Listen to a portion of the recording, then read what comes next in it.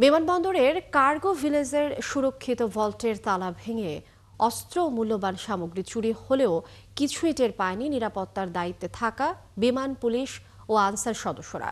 সবকিছু স্বাভাবিক আছে বলে রেজিস্ট্রারে লিপিবদ্ধ করেন তারা। ডিউটি রেজিস্টার থেকে মিলেছে এমন তথ্য।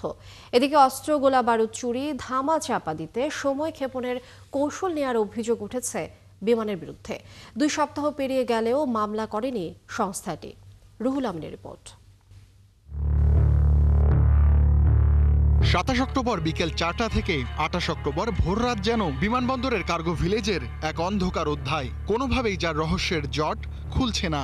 সেই রাতের ডিউটি রোস্টার উদ্ধার করেছে 71 টেলিভিশন। নায়াসিনামাইড ও স্যালিসাইলিক সমৃদ্ধ লিলি ফেস ওয়াশ, যা ফেসের ডেড স্কিন সেল দূর করে দেয় দ্বিগুণ ফাস্টার ব্রাইটেনিং। 2 শিফটে বাইরের গেটে মূল দায়িত্বে ছিলেন বিমান সিকিউরিটির তাজিম খান, ছিলেন পুলিশ ও আনসার সদস্যরাও। বিকেল 4টা থেকে ভোর 6টা 4 মিনিট পর্যন্ত তারা দফায় দফায় ভল্ট পরিদর্শন করেন। সবকিছু ঠিক বলে মতামত দিয়ে দায়িত্ব হস্তান্তর করেন। পরবর্তী নিরাপত্তারক্ষী রফিকুল ইসলাম সকাল 7টায় দায়িত্ব নেয়ার নোট দেন। বিমানবন্দর থানায় করা জিডিতে বিমান জানায় সকাল 7টা 7 মিনিটে স্ট্রং রুমের তালা হারানোর তথ্য পান এজিএম জামাল হোসেন, যিনি নিজেও রাত 9:45টায় সবকিছু ঠিক দেখেন। কাগজে কলমে নিরাপত্তারক্ষীরা লিখেছেন সব ঠিক আছে, কিন্তু বাস্তবে সিলগালা করা তালা ভেঙে চুরি হয়েছে। তাহলে কখন ঘটল এই ঘটনা? নিরাপত্তা কর্মীরা কি মিলেমিশে মিথ্যা তথ্য লিপিবদ্ধ করেছেন, নাকি ভল্ট পরিদর্শন না করে শুধু কাগজেই দায়িত্ব পালন করেছেন? একাধিক গোয়েন্দা ও তদন্তকারী সংস্থা নিরাপত্তা কর্মীদের জিজ্ঞাসাবাদ করলেও সঠিক জবাব বের করতে পারেননি। 2 সপ্তাহ পেরিয়ে গেলেও চুরি যাওয়া পণ্যের তালিকা করতে পারেনি বিমান, করেনি মামলাও। ফলে জোর নেই পুলিশি তদন্তে। আরও কিছু সংস্থা ছায়া তদন্ত করলেও কোনো কুল কিনারা হয়নি। বিমান কার্গোর জিএমকে প্রশ্ন করা হলেও সদুত্তর মেলেনি। আমি বক্তব্য তো দিতে পারবো না, আমাদের এটা পিআর দেবে, public relation. I am not authorised to talk anything.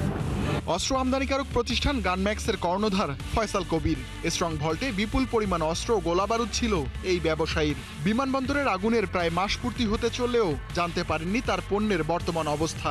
বিমান আনুষ্ঠানিকভাবে কোনো তথ্য না দেয়ায় মামলাও করতে পারছেন না।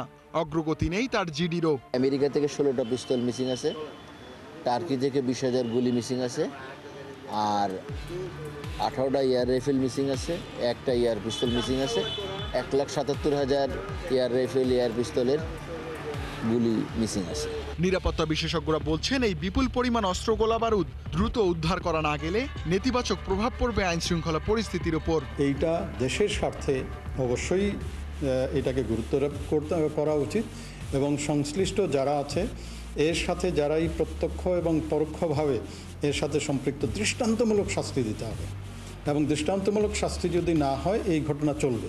ভল্টের নিরাপত্তা নিশ্চিতে ব্যর্থতা ও রেজিস্টারে মিথ্যা তথ্য লিপিবদ্ধ করেও বহাল তবিয়তে আছেন বিমান ও সংশ্লিষ্ট নিরাপত্তারক্ষীরা। বিমানের কার্গো নিরাপত্তা শাখার কর্মকর্তারা এখন দায়ভার অন্যের ঘাড়ে চাপানোর চেষ্টা করছেন, যার প্রমাণ মিলেছে বিমান সচিব বরাবর লেখা চিঠিতে। রুহুল আমিন, 71, ঢাকা।